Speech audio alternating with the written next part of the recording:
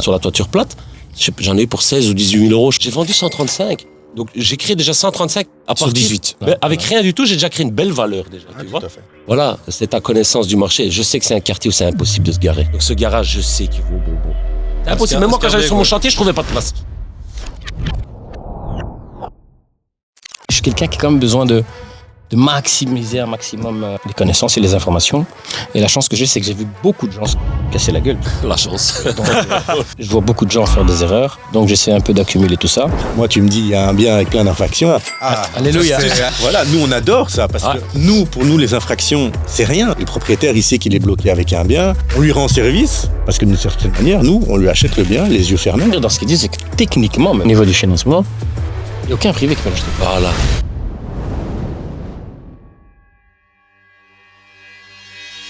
Déjà, merci à vous d'être présents justement. Cette fois-ci, le format est du coup un peu différent. Tu es déjà venu justement sur la chaîne, toi aussi. Ça sort d'ailleurs bientôt. Pas encore, c'est une première, donc un grand merci justement. En gros, l'idée de ce format, c'est justement aborder différentes thématiques de l'immobilier et répondre à différentes questions posées justement par des particuliers qu'on a récoltés ou quoi. Et avant ça, justement, je vais présenter un petit peu Belgium Invest pour ceux qui connaissent pas. En gros, c'est tout un écosystème autour de l'investissement et principalement immobilier. Et on fait des événements principalement sur Bruxelles et on a eu l'occasion déjà de te recevoir également, Leslie, vous allez vous présenter après. Et Attila, c'est pour très bientôt. Donc, à mon avis, le podcast suivra après l'événement. Et donc voilà, Belgium Invest, c'est des événements, c'est un club privé qu'on met en place et des podcasts. Et donc voilà. Et maintenant, si vous pouvez déjà vous présenter un à un, en quelques minutes, en quelques mots, histoire que justement le spectateur qui vous connaisse pas puisse en savoir un peu. Moi, je propose qu'on mette à l'honneur Leslie. Premier podcast. Nous, on le connaît déjà un peu. Pas de problème. Ok. Voilà. Donc, Leslie John, ancien agent immobilier depuis 26 ans. Voilà. J'ai encore une agence immobilière. J'ai commencé jeune. Je dirais pas mon âge, mais j'ai commencé jeune. Et ça fait maintenant 9 ans, bientôt 10. Donc, marchand de biens et promoteur immobilier, puisque je fais du développement avec beaucoup de permis d'urbanisme, rénovation. Et j'ai aussi commencé construction neuve. Donc, voilà. Je fais un petit peu le panel. Mais à échelle modeste, on va dire, entre 3 et 6 unités. Ici, j'ai un projet de 14 unités, mais ça reste des choses dans cette gamme-là. Voilà. Ok, bienvenue. Merci pour ta présence. Tu peux moi, c'est un peu pareil que Leslie. Donc, ça fait depuis le 1er juin 2007 que je fais de l'immobilier. Donc, ça va faire bientôt 18 ans. C'est vrai, c'est une date que je n'ai pas oubliée. Et j'ai une carrière également, 8 ans en tant qu'agent immobilier. Et puis vers 2014-2015, j'ai vacillé vers le métier de marchand de biens. Et là, depuis 10 ans, je fais des opérations d'achat, rénovation, revente, développement. Je fais pas de la construction neuve parce que c'est pas quelque chose qui me botte. Donc moi, c'est principalement travailler sur de l'existant. Donc optimiser de l'existant avec ou sans permis. Donc voilà, un peu de tout.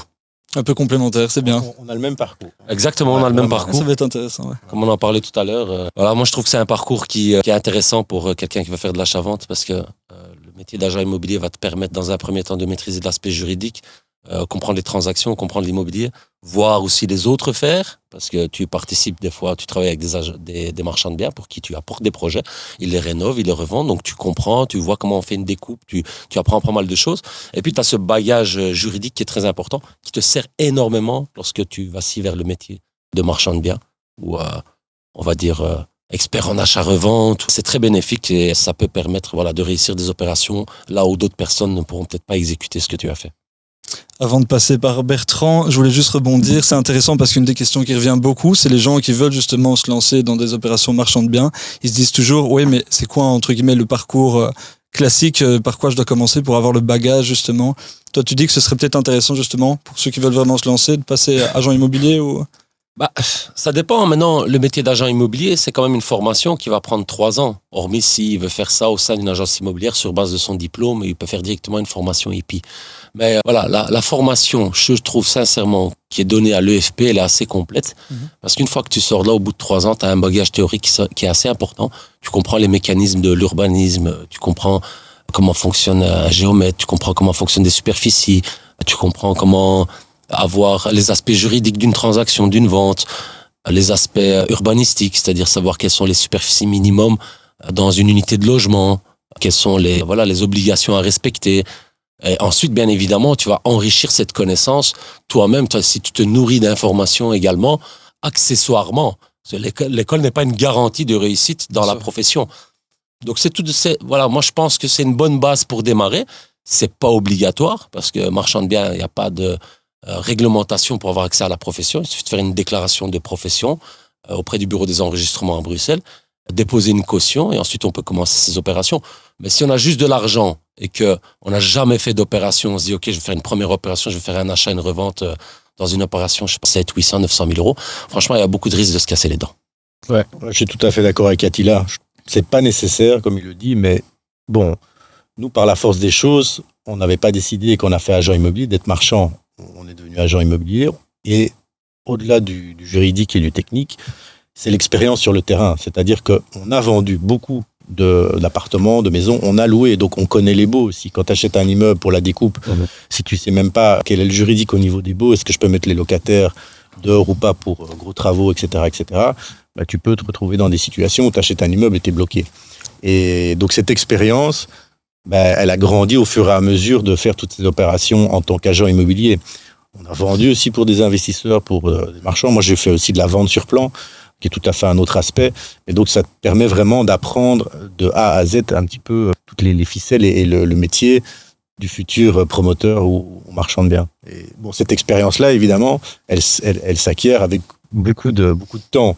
Donc, quelqu'un qui commençant, il peut réussir, mais comme il dit, il peut se planter directement sur la première opération. Et se planter sur une opération de marchand de biens, on parle de dizaines, centaines de milliers d'euros. Donc, au-delà de ça, il faut que la banque te suive aussi. Parce que si tu n'as pas de profil, si tu n'as pas d'expérience, la banque, elle doit pouvoir quand même se sécuriser. C'est un métier professionnel, même si effectivement, il n'y a pas d'accès à la profession et autres.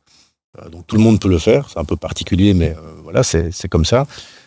Moi, je sais que quand j'ai commencé ma première opération à la banque me connaissait pas en tant que marchand, mais avec l'expérience de mon agence, avec l'image de mon agence immobilière, ils m'ont fait confiance et voilà, j'ai pu partir sur une première opération directement. C'est très pertinent ce qu'il a dit, parce que moi, sur ma première opération, c'est exactement la même chose. Je me suis retrouvé face à mon banquier.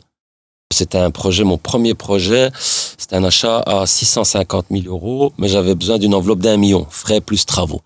Et en fait, quand je me suis mis face à mon banquier, il me connaissait comme agent immobilier.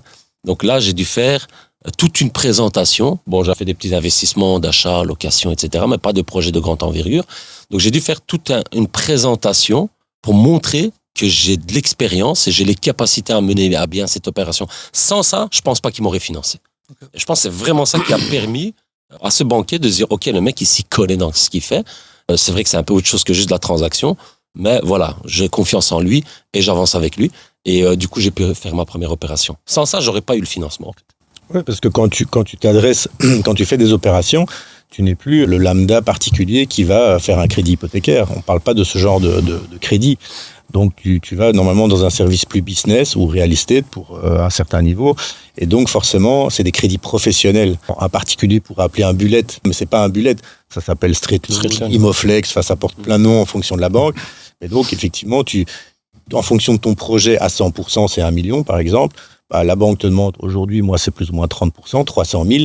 La banque va te prêter 700 000. Donc, 700 000 de l'enveloppe complète, tout compris du projet achat, frais de notaire, tous les travaux, etc. Et donc, la banque, elle doit se sécuriser par rapport à ça. Et surtout, pour qu'elle te prête ça, bah, ça doit être en société, théoriquement, puisque c'est du business. Et donc, ta société, si elle a rien dedans, la banque, voilà, elle doit quand même avoir des sécurités, quoi. Et ce type de prêt, c'est en général sur 24 ou 36 mois, et pas plus. Donc, dans les 24 ou 36 mois, tu as intérêt de clôturer ton opération et rembourser la banque. Tout à fait. Et les intérêts sont plus élevés. Ça fonctionne pas de la même manière. Donc, il y a le principe d'un Euribor, un genre de taux, plus le taux de la banque. Exact. Donc, en général, là, c'est vrai qu'il y a 1 an et demi, ça faisait mal. On n'était pas loin de 5%. Je suis monté à 5,35. Donc, tu perds 5 000 euros par mois sur un projet à 1 million. Alors que j'avais emprunté à 2,7. 6 mois après l'explosion des taux, je suis monté à 5,35. Sur une ligne de crédit d'1 million, ben voilà. Tu payes 60 000 euros l'an au lieu de 30 000. Ça te fait un trou dans ton business plan. Complètement. Donc ça, si tu le prends pas en compte dans le calcul de rentabilité, dans ton plan financier à la base, à ton bénéfice. Plus l'augmentation du prix des matériaux. Ouais, voilà, il y a eu ce phénomène aussi, l'augmentation des prix. Même si je pense que ça a été un peu surfait parce que bon, voilà, il y avait encore moyen de trouver des matériaux à des prix corrects, mais bon, il y a eu cette bulle où tout le monde a dit ça augmente et donc tout a augmenté. sans parfois justification, mais voilà quoi. Bertrand, si tu sais te présenter, toi justement. Donc, Bertrand, courtier en crédit hypothécaire principalement. Donc, moi, je suis plus habitué à voir les clients de ces messieurs. Et je suis aussi petit investisseur. Ce qui est bien d'ailleurs ici, c'est terrible parce que j'espère que eux, c'est moi dans le futur. Parce que je suis encore sur des toutes petites opérations. Bien évidemment, je suis surtout parti sur de l'investissement pour moi-même en privé. J'essaie de faire de petites opérations. Je suis pas encore à 14 unités. Et j'espère arriver là d'ici un petit temps. Et ce qui est bien, ce que je trouve magique ici, c'est que ils ont dit ce que je pense qui est très important, parce que j'ai souvent des gens qui me disent « Ouais, mais pourquoi pas se lancer directement sur des grosses opérations et tout ça ?» Et je suis quelqu'un qui a quand même besoin de maximiser un maximum les connaissances et les informations.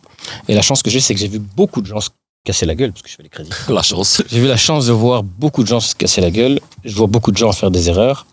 Donc j'essaie un peu d'accumuler tout ça. Et puis comme il a dit aussi, pour monter sur une opération à 1 million, il te faut 300 000 euros. Bien sûr.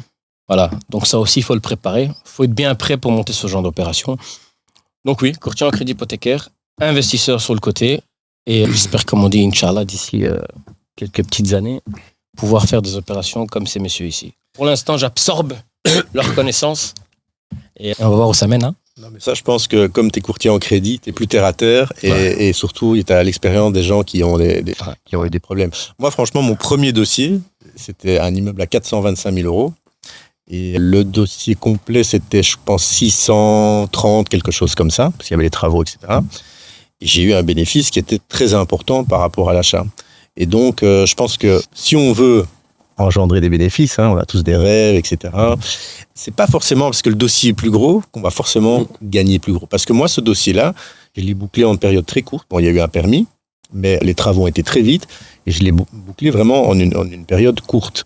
Et donc, le ratio bénéfice par rapport à l'achat et la période, je pense que c'est ça qui est intéressant de voir aussi. Et donc, tu peux faire des beaux bénéfices sur des petits projets. Et il faut commencer avec des petits pour se faire la main. Ça sert à rien de vouloir tout de suite le gros projet.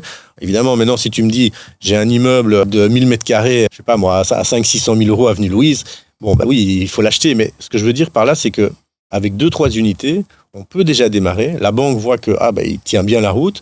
Il a fait un bénéfice même plus important que son plan financier. Ça, c'est pour la petite histoire. Je sais pas toi, mais moi, je fais toujours un plan financier très pessimiste. Tout comme moi. En sachant très bien que mes prix de vente seront Plus élevés. Là, je rebondis sur le fait que j'étais agent immobilier, que je connais mon marché et surtout, je vise une certaine clientèle. C'est vrai que je travaille l'Est et le Sud de Bruxelles pour avoir des prix au mètre carré qui avoisinent les 5 000. Bon, j'ai déjà vendu à Scarbeck à 4 700 aussi, et quand c'est très très bien rénové, avec des beaux matériaux, sans pour autant être dans du haut de gamme, mais au-dessus du moyen de gamme. Je pense qu'Attila me rejoindra. C'est ma spécialité. Voilà, c'est pareil. Je pense qu'on fait vraiment la même chose. Exactement. On va peut-être s'associer un jour sur un projet. Toi, comme tu as dit, tu es plus dans l'Est, etc. Mais moi, j'ai pas vraiment d'apporteur où je reçois des projets, par exemple, sur les communes de Woluwe, etc. Parce qu'il y a des marchands qui sont vraiment bien positionnés sur ces communes-là, qui ont déjà travaillé le cadastre bien comme il faut depuis une dizaine d'années. Mais par contre, dans le haut de Scarbeck, c'est mon terrain de jeu favori, moi, en fait. Je suis comme Messi au Nou Camp. Et la plupart de mes projets, je les développe là-bas. Par exemple, ce que j'ai maintenant, c'est Colonel-Bourg. Je viens de finir Noyer.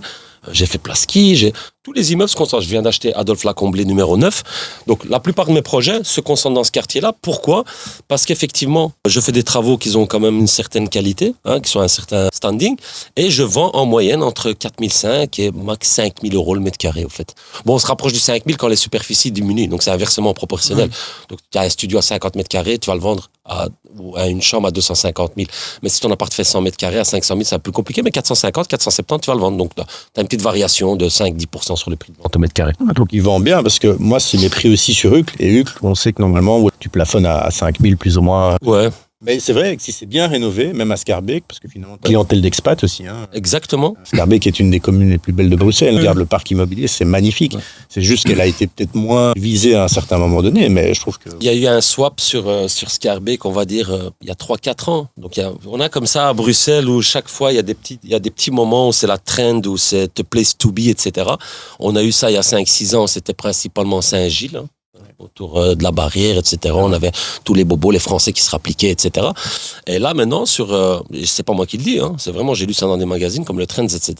Les 2-3 dernières années, The Place to Be, c'est devenu le haut de Scarbeck. Après aussi, au niveau structurel, les bâtiments de Scarbeck. C'est magnifique. Mais attends, le quartier pas Saint-Gilles. Plasky, Diamant, c'est La magnifique. Comblée, Ouais, Opale, complètement. c'est des quartiers prestigieux. Même à rénover, c'est 3 000 euros le mètre carré, ton prix d'achat.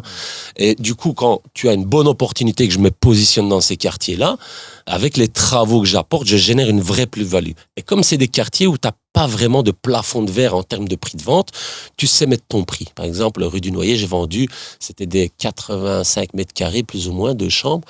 En moyenne, j'ai vendu 435 000 euros l'appartement, 430 000 euros les 4 unités. Avenue Plasky, c'était des 100 mètres carrés, 2 chambres. J'ai vendu en moyenne entre 470 et 500 000 euros les unités.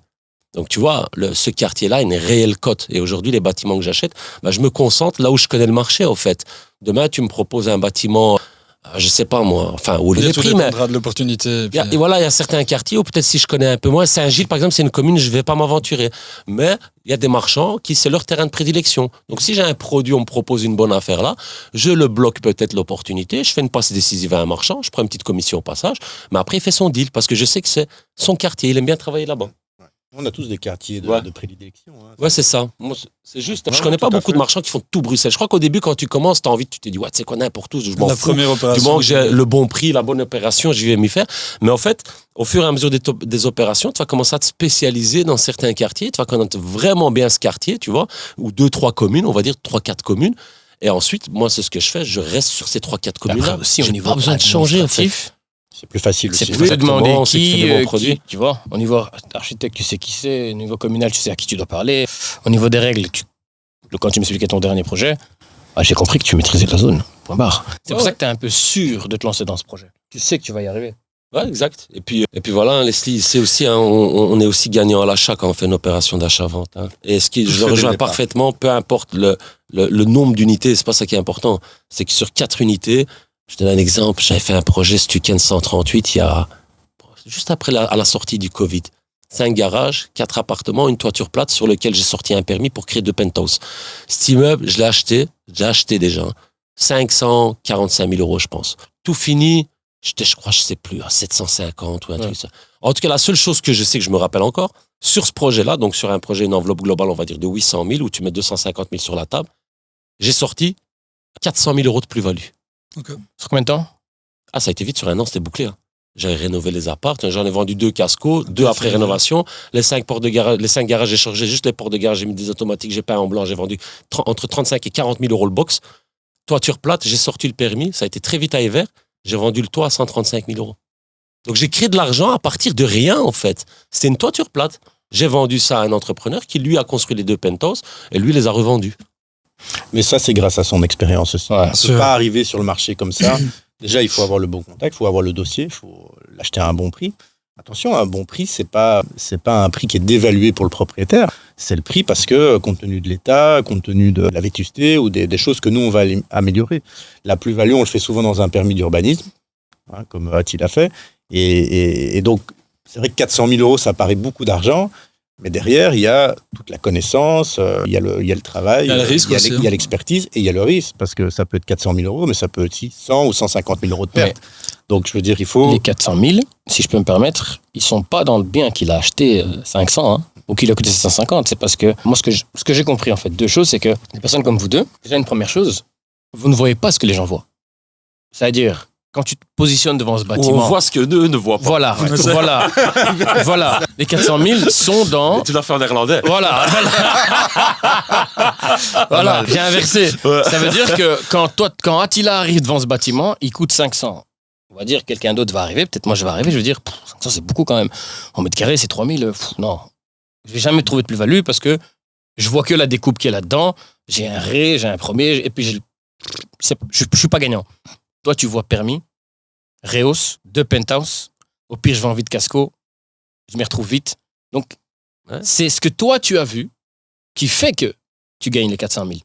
C'est là où je dis justement que l'expérience, elle est là-dedans. Qui te font de l'argent aussi. Par exemple, je vois les vieilles portes de garage. Tu vois, ce garage avec cette vieille porte, tu sais que je vais le vendre combien? Entre 20 et 22 000 peut-être. Changer, mettre des portes automatiques, ça te coûte 1 800 euros hors TVA à la pièce. 2 000 on va dire, parce que t'en as 5.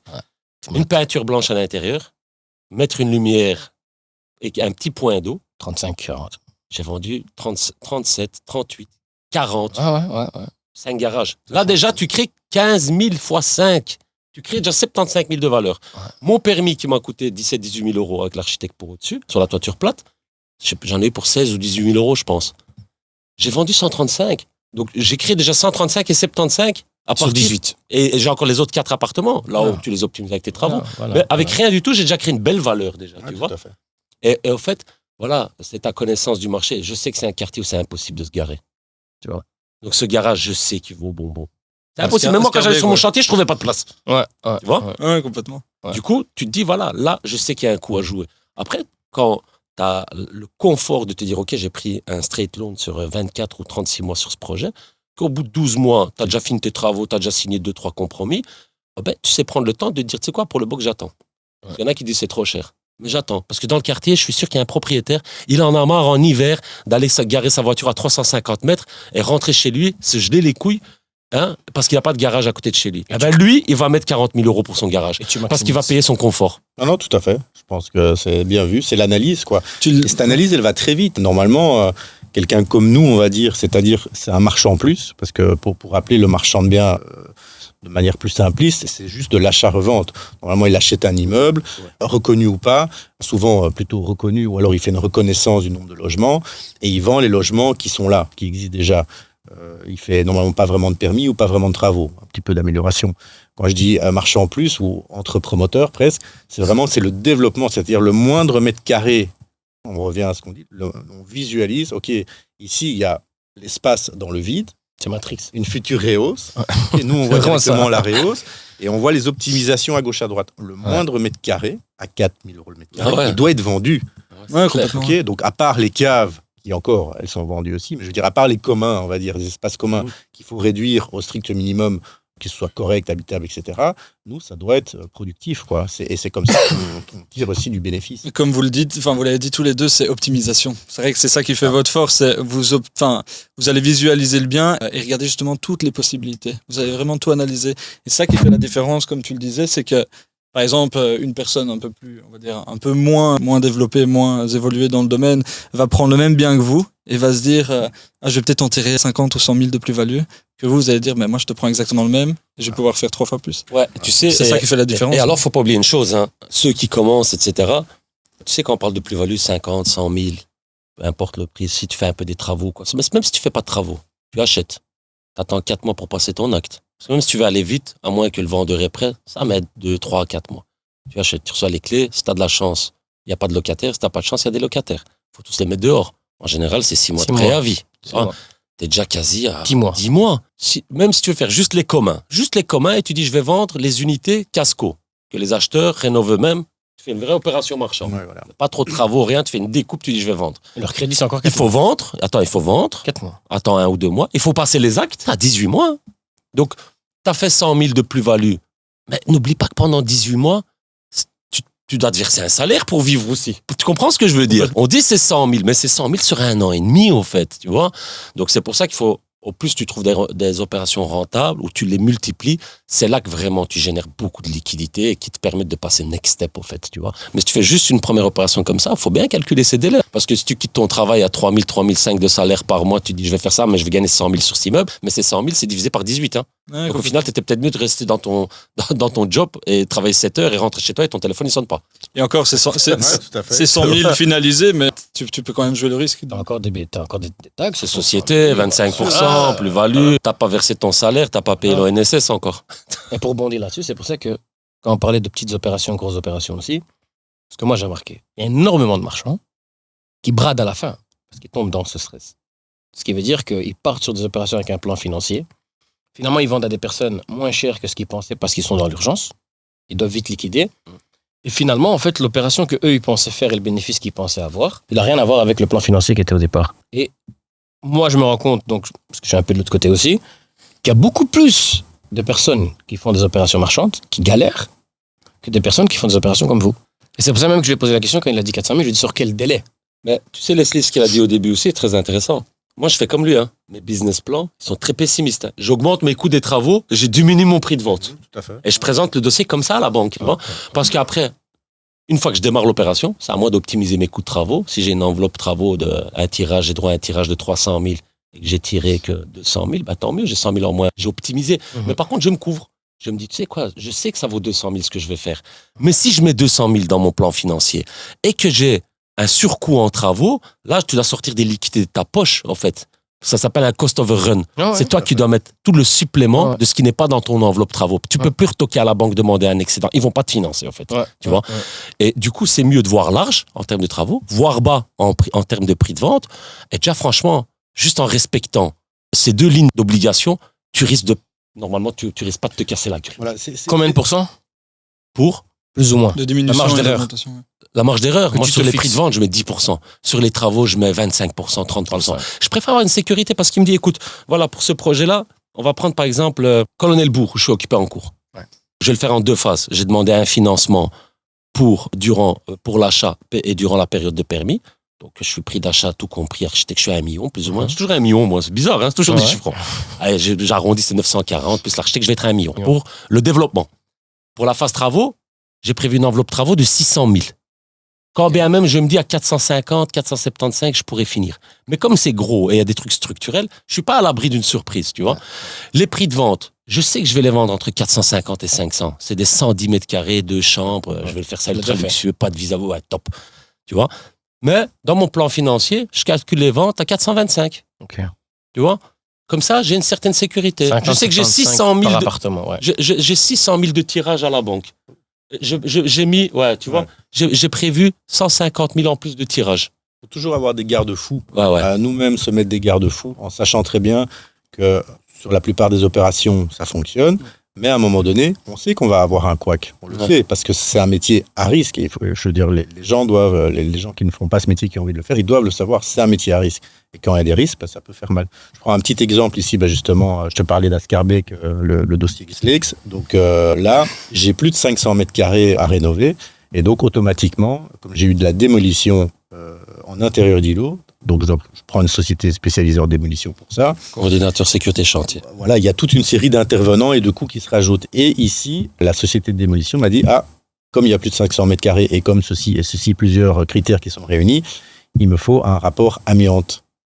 Mais à la base, j'avais 2000 mètres carrés. Donc sur 2000 mètres carrés, faire un rapport amiante, je me suis dit, mais là, à mon avis, à un moment donné, il y a de l'amiante qui va ressortir. Donc de 2000 mètres carrés, je suis passé à 1600, puisque le reste s'est transformé en jardin, terrasse, etc., etc. Mais j'ai dû faire ce rapport amiante. J'ai eu de la chance, ils n'ont pas trouvé d'amiante friable, puisque c'est ça le gros problème, dans la majorité du projet, mais sur un seul étage, une seule maison, parce qu'il y a 3 maisons, 3 entrepôts, une seule maison, il y a un appartement qui aurait été rénové dans les années 70, où ils auraient mis dans le plafonnage quelques millimètres d'amiante friable. Parce que cette technique était peut-être utilisée, c'était hydrofuge ou autre, j'en sais rien. Eh bien, j'ai dû bloquer légèrement le projet et surtout, j'ai dû faire intervenir des sociétés agréées avec tout le système de désamiantage. On parle quand même un petit appartement de chambre, plus ou moins 90-100 mètres carrés. On parle de 200 mètres carrés de plafonnage, tarif 40 000 € pour désamianter. Donc 40 000 € avec la société. La première société. Évidemment, c'est pas le prix que j'ai payé, puisque j'ai cherché pas mal pour trouver moins cher. Et finalement, ici, j'ai pas eu le choix. J'ai dû faire ça dans les règles de l'art, parce que de toute façon, le rapport, il était fait. De toute façon, t'as pas le choix. J'ai pas le choix. Je sais que... Et par conscience professionnelle aussi. Et par conscience professionnelle. Donc, j'ai payé quand même la moitié du prix. Ça m'a quand même coûté 20 000 € juste pour désamianter. Qui n'était pas anticipé. Enfin, il était pas anticipé. prévu, ça. C'était pas prévu du tout. Donc, c'est 20 000 € ici de moins de bénéfices. Alors, évidemment, le projet est plus gros, donc ça a moins d'impact parce que de toute façon, je sais qu'il y aura d'autres surcoûts, etc. Mais j'aurai normalement des bonnes surprises à la revente aussi. Mais parce que t'es bon, parce que c'est vrai que comme on le disait, la personne qui a anticipé de faire 100 000 de plus-value et qui se retrouve avec 20 000 € justement de frais imprévus, ça fait déjà 20% de perte. Surtout qu'ici, tu peux pas le savoir à l'avance. Il peut y avoir de l'amiante partout, friable. Ouais, là, t'es pas à 20 000. Là, il y avait trop de mètres carrés. Donc, il fallait faire des sondages à chaque unité, dans chaque plafonnage, dans plein d'éléments, etc. Et donc, il n'était pas visible. C'était impossible de le savoir. S'il n'y avait pas eu cette analyse, on n'aurait pas pu le savoir. Et s'il n'y avait pas eu cette analyse, s'il n'y avait eu que 500 mètres carrés, par exemple, juste une des maisons, ce plafonnage, il aurait été enlevé ou refait avec l'amiante. On l'aurait pas su. Et souvent, dans des cas, le désamiantage, il se fait, personne ne le sait, et l'entrepreneur, il enlève des parties, il ne le sait même pas parfois. Et puis, ils ne portent pas de masque. En général, ils le savent quand c'est autour des bus, des anciens systèmes de chauffage dans les conduites, tu vois. T'as l'espèce de plâtre qui est autour. Là, tu dis, c'est peut-être de l'amiante, ou alors sur des tuiles éternites, les tuiles plates. Pour le reste, dans le mur friable. Ça, c'est particulier. C'est difficile à détecter, ouais. Les éléments... Même toi, pendant la visite, tu fais des cheveux, tu dis, mais ça, c'est le plafonnage des années 30, c'est normal. Tu dis pas qu'il y a de l'amiante dedans, en fait. Donc, tu vois, même avec autant d'expérience, tu peux encore te retrouver avec des petites surprises, en fait. En fait, c'est parce que tu apprends continuellement. Tu vois? Je pense que Leslie, moi, je pense qu'on a vraiment une grosse expérience dans la profession, tu vois. On a un niveau de connaissance qui est quand même, qui frôle l'excellence. Non, mais tu continues d'apprendre, et tu as des cas de figure où tu apprends une nouveauté. 2007, c'est quel âge, moi? C'est où j'étais en 2007. Ouais, tu m'étonnes. C'est tous les jours. Sur chaque nouveau dossier, on va avoir quelque chose qu'on n'a pas eu sur les autres. Ouais. Et c'est un apprentissage continu. Exact. Et c'est ça qui fait la force, effectivement, c'est la durée dans le temps, l'expérience. C'est ça qui fait la plus-value. Hein. Bah, c'est ça, ouais. Et puis après, n'oublie pas, il n'y a pas que cet aspect-là. Hein. Ça, c'est l'aspect, on a acheté le bâtiment, on fait. Et puis, tu as l'aspect, la gestion de tes boîtes, les chiffres, etc. Même ça, franchement, tu dois être impliqué et connaître toi-même. Tu peux pas, comme ça, faire confiance à ton comptable, ton fiscaliste, etc. Tu sais, moi, avant de trouver des comptables fiscalistes qui s'y connaissaient vraiment bien en immobilier, j'ai cherché, hein. Mm-hmm. Tu vois, et dans des opérations d'achat-vente, je trouvais pas vraiment des personnes qui étaient vraiment calées là-dedans, ouais, tu vois. Donc j'ai dû trouver, tu vois, j'ai dû chercher de l'énergie dans la recherche de biens, dans l'acquisition, l'optimisation, le parcours travaux, etc. Tu vois. Mais on dépense beaucoup d'énergie sur d'autres postes aussi accessoires, tu vois. Et puis tu dois continuellement alimenter ta machine à acheter. Ton réseau. Donc là, ton réseau, bien sûr, il faut entretenir ton réseau en fait. Même si tu as 5-6 bâtiments en cours pour le moment, je reçois des propositions. Tu peux pas tout le temps dire non, ne plus regarder, tu vois. Donc tu analyses, des fois tu vas, il faut aller boire un café, etc. Et tu dois rester continuellement aussi à la rencontre des personnes. Tu sais, j'ai pas envie de le dire parce que c'est comme si je dévoilais mes sources. Mais j'ai une source, mais c'est pas que des professionnels, des agents immobiliers. Hein. Souvent, mes sources, c'est des gens, ils n'ont rien à voir avec l'immobilier, au fait. Hein. Mais voilà, il y a des secteurs où j'ai des personnes qui me donnent des informations en continu, tu vois, qui sont pas dans l'immobilier, au fait. On serait étonné, mais qui travaillent dans des services qui, de près ou loin, touchent au secteur immobilier. Et eux me donnent beaucoup d'informations et me permettent d'avoir des belles opportunités. Pour moi, les meilleures opportunités, c'est quand tu as l'info en premier et quand le bien n'est pas sur le marché. Je ne veux pas dire off-market, parce qu'off-market, c'est devenu très à la mode. Hein. Je reçois même dernièrement des ventes, c'est marqué vente privée. Tiens, qu'est-ce que c'est que ça? Je dis, je reçois vente privée. Off-market, c'est pas parce qu'ils disent off-market, c'est bon, parce qu'aujourd'hui, tous les agents immobiliers qui publient pas leur bien pendant 3 jours, ils te l'envoient d'abord et puis ils disent c'est off-market. Après 3 jours, c'est sur ImoWeb, tu vois. Mais c'est pas là que c'est pas forcément tu fais une bonne affaire. Mais c'est quand tu as l'information que tu es en premier sur un produit et qui n'est pas connu aux yeux de, entre guillemets, tous les investisseurs ou les opérateurs. Parce qu'à ce moment-là, tu peux faire le deal, essayer de négocier et ne pas avoir de pression derrière d'autres personnes qui viennent suralimenter l'offre aux propriétaires. Oui, tout à fait. Et analyser le projet aussi. D'aller visiter ou revisiter peut-être. La force qu'on a pour la continuité de l'expérience, c'est que nous, on peut se positionner très vite. Ouais, aussi. Alors qu'un candidat lambda, ça va être très très compliqué. S'il y a de l'amiante avérée ou de l'asbeste, ou toute une série de choses, de la mérule ou plein d'infractions urbanistiques, parce que ça, je pense que Attila comme moi, tu me dis il y a un bien avec plein d'infractions. Alléluia. Voilà, nous on adore ça parce que pour nous les infractions c'est rien, c'est un permis d'urbanisme. Alors bien sûr que tout sera pas régularisable, il faudra peut-être penser, voir avec la commune, négocier, etc.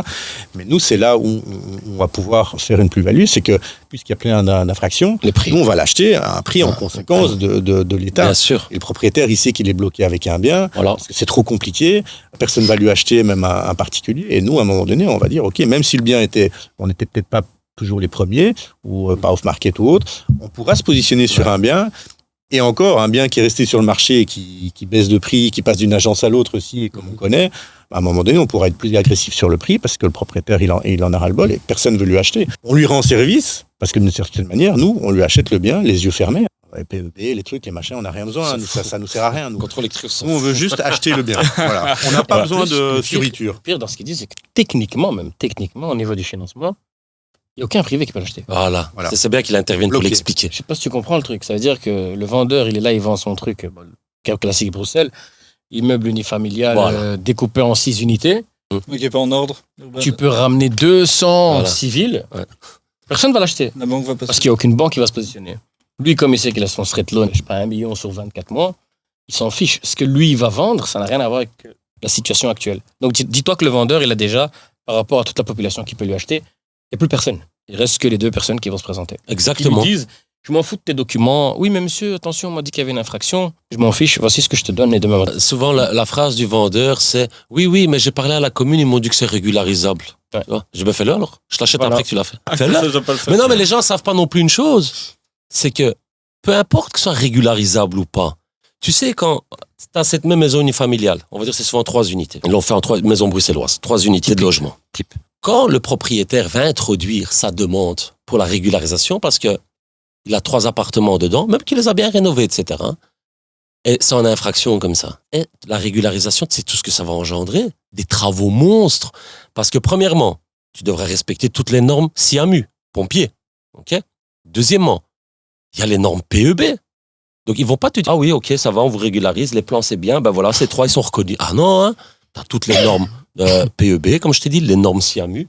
Ils vont t'obliger à créer des locales vélos, etc. Donc tu vas quand même devoir changer la configuration de ton bien. Tu perds en surface nette, vu que tu dois créer un local à vélo, tu dois créer un local concierge, tu dois créer des caves pour chaque appartement. Tu vois. Donc au final, ce que eux pensent, parce que c'est souvent leur phrase, hein, oui, mais à la commune, on m'a dit que c'est régularisable. Et rapidement. Je dis, monsieur, est-ce que vous savez, entre ce qu'on vous dit au guichet et ce que vous avez à la sortie, il y a un monde de différence. Hein, je dis, mais déjà, combien combien de si temps? c'est si simple, si vous en voulez combien aujourd'hui pour cette maison? 600. Moi, je vous offre 350, je la prends avec tous les problèmes. Oh non, vous êtes dingue. Moi, je dis, ok, régularisé, je vous la rachète à 600. Ouais, non, mais j'ai pas le temps. Mais non, c'est parce que en général, ils savent que ça va être des complications. Mais par contre, ils savent pas à quel point ça va être compliqué. Oui. C'est ça qu'ils savent pas. Et malheureusement, il y a beaucoup ce cas de figure. Alors c'est, même si c'est un agent qui présente, j'écoute, je m'en fous, moi mon prix c'est ça. Et dis-lui que s'il revient dans 6 mois, c'est 10% en moins. S'il veut, je l'achète. S'il veut pas, tant pis, il a qu'à se le bouffer son immeuble. Il y a personne qui va l'acheter. Ça va être moi ou un autre marchand. Mais l'autre marchand, il va faire le même calcul en fait. Ouais, alors il sera peut-être 10 000 en plus ou 15 000 ou 10 000 en moins, tu vois. Mais ça va être dans ces eaux-là parce qu'on fait tous les mêmes calculs en fait. C'est ça. En fait, nous, il y a pas vraiment. Alors, il y a de l'émotionnel parce qu'on aime les beaux bâtiments et je pense qu'on veut faire des belles rénovations, mais c'est rationnel, c'est des mathématiques. 1 plus 1 est égal à 1,5. Ça passe pas, ça sert à rien. Tu vois, donc, effectivement, il doit y avoir quelque chose, une plus-value à dégager par rapport au problème de l'immeuble. Quoi. Bah oui, parce que tu peux lui demander, cette même régularisation, pour nous, c'est 18 mois. Hein. C'est un an de permis. Et t'as déjà acheté? C'est un an de permis. J'ai déjà acheté. Mensuellement. Je paye déjà. J'attends 1 an et je me dis qu'est-ce qui va me tomber dessus. On prend le risque. Je prends le risque. C'est le risque. Et tu sais, quand tu dois les normes SIAMU, c'est les portes anti-feu, c'est les plafonds, la cage d'escalier. Il faut qu'on parte. Tu sais, pour bien faire les choses à 100%, la cage d'escalier, la partie basse en dessous, hein, tu dois l'isoler. Hein. Les pompiers, ils te l'imposent, en fait, tu vois. Tu dois compartimenter toute la cage d'escalier. Et les normes PEB, qu'est-ce qu'ils te disent? OK, on régularise, mais il faut mettre au standard d'aujourd'hui. Donc, tu dois peut-être changer tes châssis, tu dois isoler ta façade arrière, la toiture, alors que la maison est déjà rénovée. Hein. Mais tu dois le faire parce que ça fait partie intégrante de ton permis. Tu vois? Pour que ton permis soit octroyé, délivré, parce qu'ils viennent faire une visite de contrôle, c'est que tu dois avoir respecté ce que la commune t'a imposé. Donc, il y a les normes habitabilité, sécurité, salubrité, mais à côté de ça, tu as les normes énergétiques que tu dois mettre en œuvre aussi. Tu vois, et il ne faut pas sous-estimer. Les gens pensent qu'on peut juste régulariser, c'est fini. Bah non, ça se passe pas comme ça. Attends, j'ai vu un cas où le pompier il exigeait un escalier. Exactement. D'accord. Hein. Un escalier de secours. Exigé par le pompier. Quel type de bien? Tu sais combien il coûte? Très cher, un escalier. 27 000 €. C'est gentil, ça. Tu t'imagines un peu, donc, juste... Ah, tu l'as pas anticipé? Ouais. Tu vois, t'as pas anticipé, c'est 27 000 pour un escalier, sans parler de ce qui vient de rénover à l'intérieur. Donc effectivement, c'est pour ça que le 600 000 passe à 350. On va avoir 2 sorties de secours, toujours une cage d'escalier et la possibilité pour les pompiers d'accéder à l'immeuble, tu vois. Et certaines fois, quand tu as des bâtiments qui sont de gabarit, comme ils disent, moyens ou plus grands, là, par contre, tu dois avoir une sortie accessoire complémentaire encore et des fois, ça pose des problèmes, en fait. En fait, les dossiers qui sont pas intéressants en termes de négociation avec un propriétaire, c'est une belle maison, bien rénovée, avec 3 appartes, mais qui sont pas reconnus, mais qui ne remontent pas historiquement d'avant 92, avec toute une procédure où on peut faire reconnaître, etc. Parce que dans ce schéma-là... C'était 92 ou 94? C'est 92 et 96. Il y a une date pour le nombre d'unités de logement et une date pour le changement d'affectation. Donc, moi, je sais plus c'était lequel. 96, je crois. 92, c'était avant 92. Changement d'affectation, tu n'avais pas besoin de permis. Et avant 96, augmentation ou diminution du nombre de logements, tu n'avais pas besoin de permis. 92, oui, nombre de logements. Non, 96 logements, 92 affectations. Donc, en fait, ce qui se passe, c'est que toi, tu veux acheter une maison, elle est belle, les appartements sont là, ils sont bien loués, etc. Ça, si tu veux garder, si tu veux découper, c'est pas intéressant. Et en fait, c'est pas possible. Parce que, comme il dit, il faut mettre des cloisons coupe-feu, Faut tout refaire. plafond, RF. Pour le PEB, il y a tout ce qui est ventilation, mécanique, etc.